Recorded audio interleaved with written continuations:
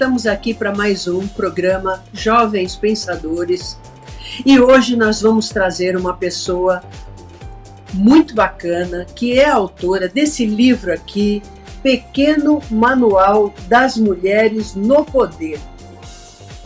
É um livro bastante oportuno, é um livro bastante interessante e bastante criativo, no sentido de que as mulheres querem participar do poder, principalmente para imprimir sua marca, que hoje a representatividade é eminentemente masculina. Nós temos 52% de eleitorado feminino e, não obstante, a representatividade das mulheres está em torno de cerca de 10% apenas, isso em todo o Brasil, tanto no executivo quanto no legislativo, e isso impacta também e principalmente na representatividade dos problemas, que, em vez de serem problemas da humanidade, passam a ser simplesmente problemas femininos, são problemas da mulher.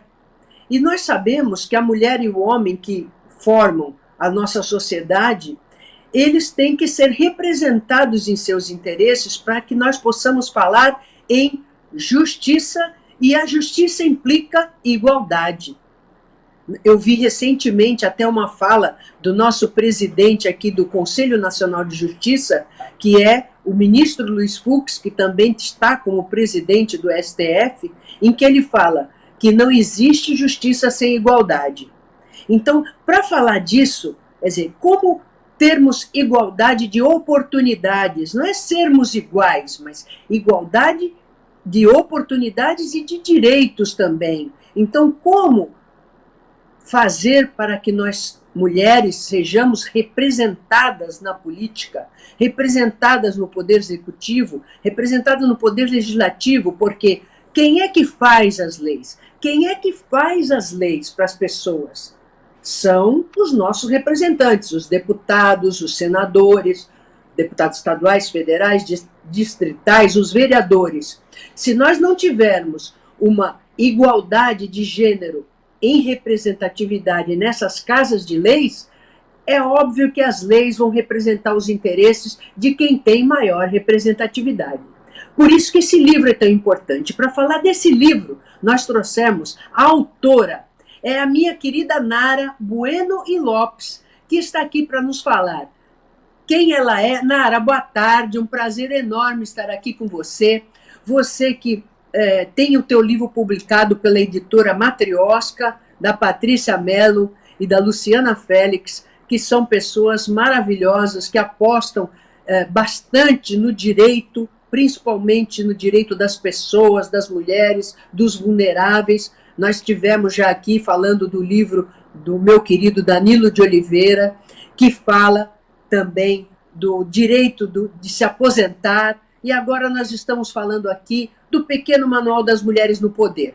Nara, se apresente para nós, quem é você, como surgiu essa ideia de fazer esse livro? Obrigada pelo convite, eu fico feliz demais e eu agradeço aí tanto a Luciana Félix quanto a Patrícia Mello, as editoras da editora Matrioska, essa oportunidade de eu conhecer mais mulheres incríveis e extraordinárias. É um grande prazer estar aqui conversando com a sua audiência. E, bom, quem eu sou? Eu sou uma advogada eleitoralista, quer dizer, eu sou especializada em Direito e Processo Eleitoral pela Universidade Federal de Goiás e eu atualmente sou mestranda no Programa de Direitos Humanos Interdisciplinar também da Universidade Federal de Goiás. Eu sou uma mulher vinda de uma família já de tradicionais mulheres fortes, então de um matriarcado, eu diria assim. A minha avó era uma mulher muito evoluída e à frente de seu tempo, eu posso dizer assim, né? Embora ela tenha sido muito atual em muitas coisas, ela foi à frente de seu tempo nessas questões de conduzir a mulher a outros áreas e questionar. E hoje eu resido em Goiânia, então eu falo para vocês aqui da capital de Goiás, a capital do piqui, eu brinco, e é um grandíssimo prazer. A minha Nosso intenção, programa Rosilma, interestadual a entrevista remota, a vantagem da entrevista remota é essa, é a gente poder ser interestadual e viajar por esse Brasil. Então a pandemia não nos trouxe só grandes desafios e terríveis perdas, a pandemia também nos fez aí utilizarmos dessas tecnologias para nos acolhermos, para conversarmos, para haver troca. Então nem tudo, a gente tem que também ver esperança nas dificuldades que nos são colocadas. Então essa é uma delas, eu agradeço demais, eu fiquei muito feliz pelo convite e eu espero que a gente tenha aí um papo em relação a essa inclusão, essa entrada de mulheres nessa esfera. Eu achei interessante, Rosilma, eu não sei se eu já posso começar a responder. Sim. Já posso? Sim. Eu achei muito interessante. O programa é seu. Você falou. É um prazer. Então lá vai eu. Eu fiquei bem... Quando você foi falando, Rosilma, e muitas coisas me vêm à mente. Então, uma delas por que eu fiz esse livro? De onde que eu tirei essa ideia? Eu tirei da minha experiência prática. Então, na minha prática eleitoralista, eu via, e eu atuo tanto em Goiás, quanto nos tribunais superiores, quanto em outros estados, eu via que a mulher, ela era tomada pelo partido político de uma forma muito objetificada. Isso quer dizer, é só uma ferramenta para cumprir a lei e a gente não quer que a mulher faça campanha. A gente não quer aqui ver demanda de mulher, pauta de mulher, não é isso que é a intenção. A intenção é ter 30%, cumprir a lei, e os dirigentes partidários são basicamente homens que tomam as decisões do partido, e a política acaba tomando essa forma. Não por acaso o nosso Congresso Nacional e todas as outras casas legislativas, né, de cada uma das esferas, elas têm esse perfil muito masculino. Então, esse foi o meu fogo inicial, que eu comecei a me questionar. E depois disso eu fui estudar, né, para fazer o mestrado, e eu me deparei com algumas ânsias e alguns questionamentos que eu via que não eram só meus. Então eu falei, eu vou escrever sobre isso, porque não sou só eu que tenho essa dúvida, ou tenho essa inquietação, ou essa angústia em relação à política. Muitas de nós temos. E o livro, eu acredito que a escrita é uma ferramenta poderosa e que a escrita pode sim nos conectar e nos fazer evoluir, né, nos fazer transcender em problemas. E foi daí que surgiu essa ideia do livro. E quando eu contactei com a Luciana e com a Patrícia, eu vi que foi um encontro de almas, de amigas, já nos reconhecemos, né? E acabou encaixando, e ela falou, Nara, vamos lançar esse livro. Eu falei, então vamos embora, vamos nessa aventura louca. E esse livro, no fundo, Rosilma, o que é esse pequeno manual? Esse pequeno manual é um curso de formação política, eu diria assim, para que essas mulheres como nós, que queremos exercer a política, e aí eu vou falar um pouquinho sobre isso, a política em várias esferas e em várias áreas, ela possa ter ferramentas, essa mulher ela possa ler esse livro, dialogar com outras mulheres que também pensam assim, que também enfrentam esses desafios, e também que ela possa se preparar um pouco mais. Qual é esse cenário? O que ela vai encarar na política? Então essa é a ideia do livro. Você disse assim, como nós vamos fazer para as mulheres serem mais representadas? Né? Essa é a pergunta que vale 1 milhão. Nós vamos fazer muitas coisas, nós vamos ocupar. E você, Rosilma, na sua fala inicial, você partiu do principal, da nossa pedra de torque, que é a democracia. Então eu vou partir para a resposta nela também. A nossa democracia é representativa. Nós temos o entendimento comum, o senso comum, de que em uma democracia representativa basta representar e que a maioria decide. Mas essa não é a verdade. Na verdade, em uma democracia representativa, que é o que nós temos, primeiro, nós temos representantes que nos representam, então eu vou fazer um parêntese que é, esses representantes têm que estar em reflexo à população representada, e, fechando parêntese, nessa democracia representativa, nós temos a necessidade de não termos só maioria. Não é só isso. Em uma democracia representativa, toda e qualquer pessoa, todo e qualquer segmento, ele é importante, ele é essencial. Então, é por isso que a gente não está falando só de maioria. E é por isso que a gente tem que falar de mulher, que não somos só maioria populacional, e temos que estar nesse reflexo, que eu falei sobre o espelho de reflexo entre os representantes e os representados, mas nós temos que estar também representados por sermos uma minoria política. Por que nós somos uma minoria política se nós somos maioria populacional, maioria demográfica? Nós somos minoria política por conta de uma série de fatores culturais, sociais e econômicos que nos fizeram, enquanto mulher, sermos colocadas em uma esfera muito específica, que era a esfera do doméstico, a esfera privada. Então, a mulher, ela ficou intramuros, né? A gente fala em direito, mas eu gosto de fazer essas brincadeiras com o direito, porque o direito, no fim, ele é para todos nós, né? Não é só advogado, juiz, promotor que lida com o direito, não, a sociedade inteira é formada e submetida ao direito. Então, a mulher, ela foi colocada nessa esfera privada onde ela não poderia ter expressão pública. Tanto não podíamos ter expressão pública que a nossa educação era diferente, e eu vou falar um pouquinho sobre isso. A nossa possibilidade de fala pública era inexistente, e as nossas limitações enquanto sociedade ainda remanescem. Então, nós ainda temos essa lembrança de restrição de sociedade, restrição da esfera doméstica, muito presente na nossa cultura. E olha só, aí eu falei, eu vou falar um pouquinho sobre isso, olha bem. Então, eu estou aqui falando de democracia e por que as mulheres tradicionalmente, culturalmente, são alijadas das esferas de poder. Nós somos alijadas dessa esfera. Intervalo, Nara, um rapidinho intervalo, e aí, depois do intervalo, Nara vai explicar essa história. Por que a mulher era proibida de falar publicamente, por que ela ficava mais reservada em casa, e como é que a gente faz para superar esse obstáculo. A gente volta já já.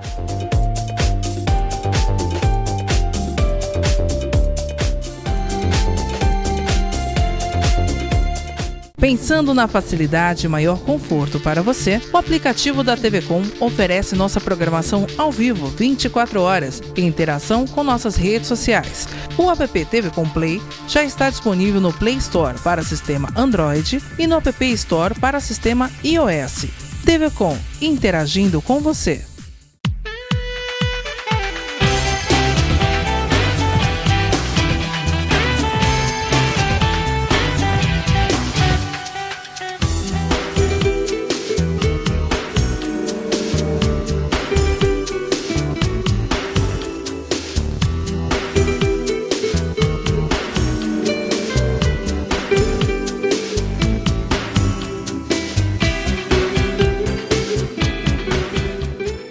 Acesse o nosso site e acompanhe a nossa programação 24 horas ao vivo. Interaja com as nossas redes sociais e acompanhe as últimas notícias da nossa região e do mundo. Fique por dentro também de todos os nossos programas e conteúdos especiais. www.tvcomsantos.com. TV Com, interagindo com você.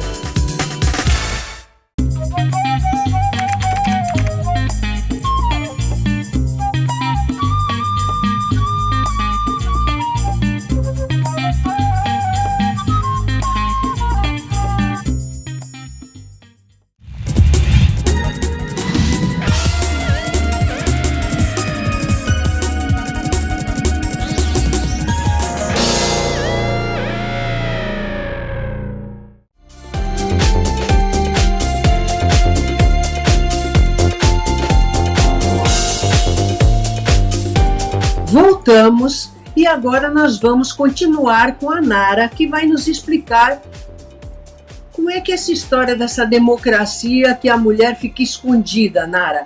Ela ficava escondida porque muitos anos atrás a força era muito importante na sociedade e a mulher não tinha força.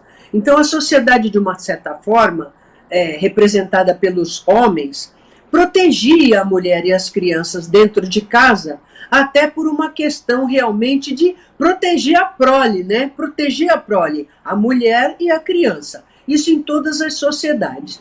Na medida em que a força foi perdendo seu lugar, a tecnologia foi tomando espaço, e a força não foi mais tão importante, né?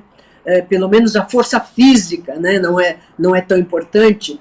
Outras forças tomaram lugar, força moral, força espiritual, força intelectual. A mulher foi começando a querer tomar seu espaço. No entanto, nós temos a violência doméstica, que ela aparece com muita frequência, querendo retomar essa força física como instrumento de poder.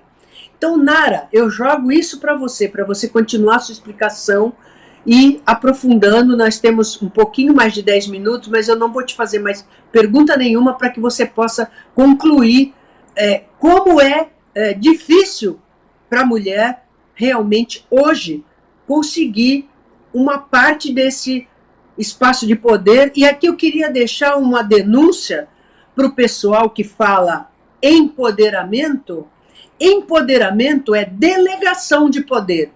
A mulher quer uma delegação de poder do homem ou ela quer ser poderosa? Ela tem o poder dentro dela e ela precisa acreditar nesse poder e pôr esse poder para fora. Como é que é essa história? Vamos ficar eternamente querendo ser empoderadas? Quer dizer, pedir o poder delegado do homem? Fica essa cutucação aí para nossos telespectadores. Nara, com você. Eu curti a cutucada, a gente tem que ir provocando mesmo.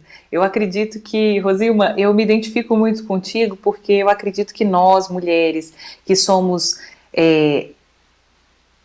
como eu diria, inquietas, que somos provocadoras, a gente tem que fazer esse tipo de cutucada mesmo. E olha só, você disse assim, da nossa ocupação, eu prefiro a expressão ocupação dos espaços de poder, porque nós temos que ocupar esses espaços, e nós temos que ocupar esses espaços de poder e de decisão, porque as decisões, lá no estado de democracia, as decisões elas são tomadas por todos, através de seus representantes, para que sejam impostas a todos. Essa é a ideia de um Estado democrático de direito. E eu pode ficar tranquilo que eu não vou falar juridiquês aqui, quem não entende nada de direito vai entender nosso papo. Que é, quando representantes fazem leis, então, por que é tão importante mulheres e outras minorias políticas também estarem em espaços de decisão e principalmente nos espaços de feitura de leis, nos espaços legiferantes, aqueles que fazem a legislação. Então, Congresso Nacional, Assembleias Legislativas, Câmaras Municipais de Vereadores. Por que é tão importante minorias políticas estarem aí, representadas democraticamente? Porque essas leis, além de serem impostas para todo mundo, então nós todos seremos submetidos a essas leis, teremos que respeitar essas leis elas também serão, ao fim e ao cabo, resultarão em políticas públicas. E políticas públicas nos afetam. Você falou assim, por que no final acaba surgindo esse senso comum de que existem problemas não de humanos, mas de mulheres? Porque as políticas públicas vão alijando as mulheres, já que a legislação também não pauta e não resolve algumas problemáticas que é de mulher e é de humano, e aí sobra só o problema, e só o problema daquela minoria política, seja de alijamento, seja de moradia, sejam políticas econômicas. Então isso tudo está nos espaços de decisões públicas, e isso tudo a mulher tem que participar. Então, daí é que é importante que nós tenhamos consciência de que nós temos que ocupar esses espaços, nós temos que discutir políticas públicas, nós temos que discutir legislação.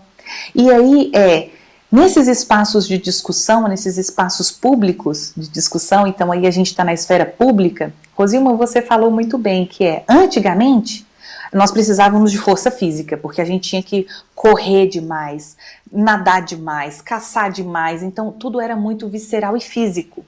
Hoje nós não precisamos mais dessa força física. Então, historicamente, ao longo dos milênios e dos anos, o que foi acontecendo? Essa força física e esse alijamento da mulher ainda remanesceu. Por quê? Porque nós fizemos, em substituição a essa sistemática de força, nós, enquanto sociedade, desenvolvemos sistemas de privilégios. E quais são esses sistemas de privilégios? E a gente tem que refletir muito sobre eles. Os privilégios onde um homem, ele é mais valioso que a mulher, ele ocupa mais que a mulher, ele decide mais que a mulher. De que um homem branco, nem se fala, só ele pode gozar de riqueza. Então, esses sistemas de privilégios, e aí a gente pode falar econômica, cultural e socialmente, eles foram criando essa sistemática onde a mulher não pode, onde a mulher é julgada, onde a mulher é objetificada. E é aí que mora o problema, porque então nós temos que quebrar esse sistema de privilégios. Para existirmos nessa forma plural que nós somos, com as necessidades plurais que nós temos que quebrar a sistemática de privilégio. E aí você está correta, que alguns homens, e eu acredito particularmente que os homens podem sim ser feministas, alguns homens eles vão sim permitir, entre aspas, ou simplesmente dar lugar à mulher. Então não, eu poderia falar aqui como é o meu natural, né, o meu direito natural de homem branco, mas eu vou me abster de falar, me abster de ocupar para que uma mulher ou uma minoria política ocupe. E vão existir esses homens, e que bom, nós precisamos de aliados.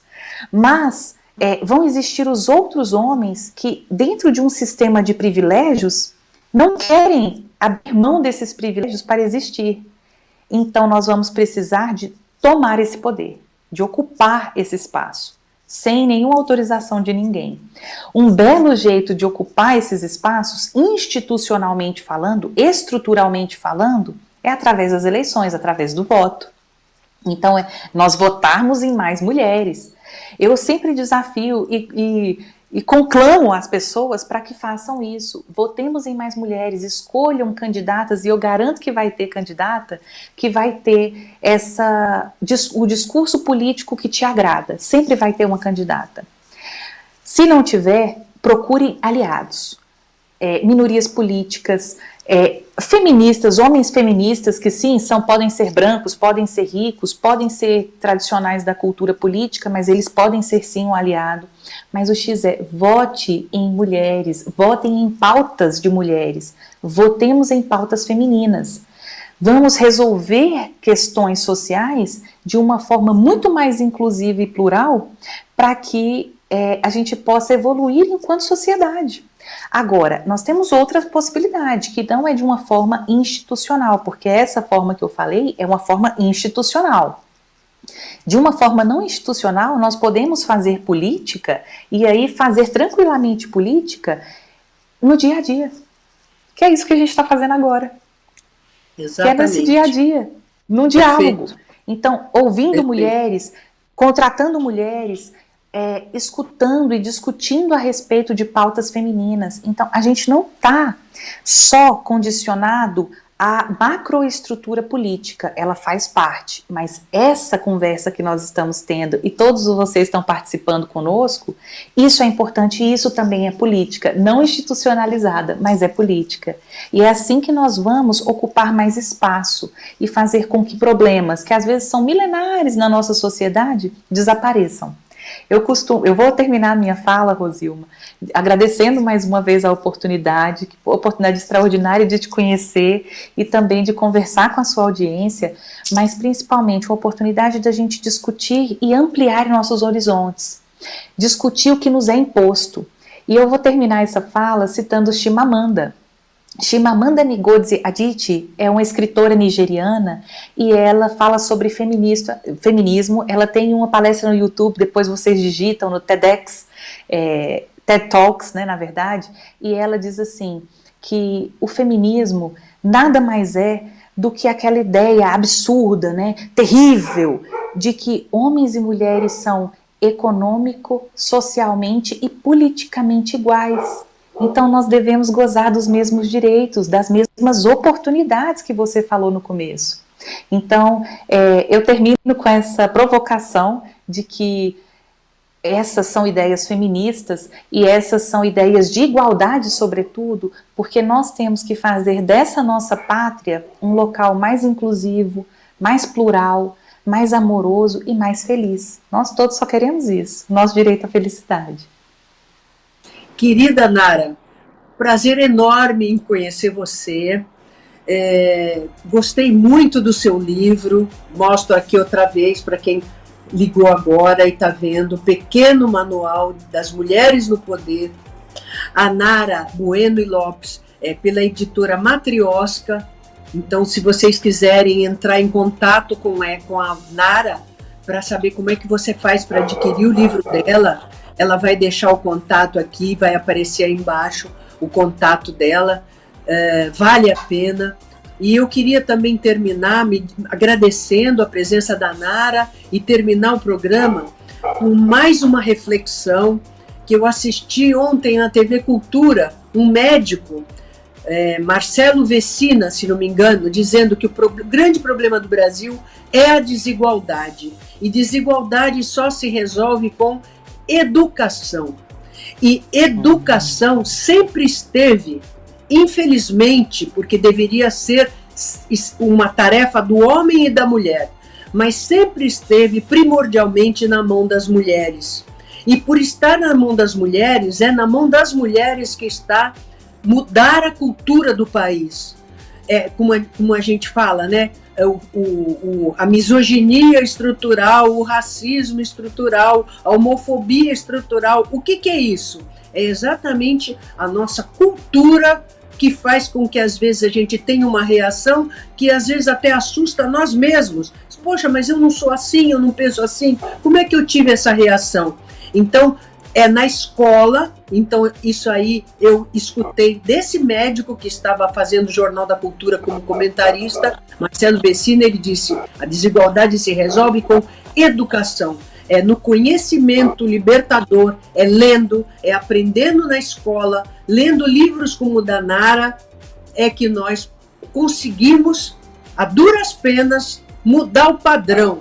E esse padrão que nos escraviza, tanto homens quanto mulheres. E essa luta pela igualdade é uma luta do homem e da mulher. Porque não adianta a mulher falar para a mulher se o homem, que é a quem a gente opõe justamente essa discriminação, se ficar fora da luta. Porque a luta não é contra ele, é junto com ele.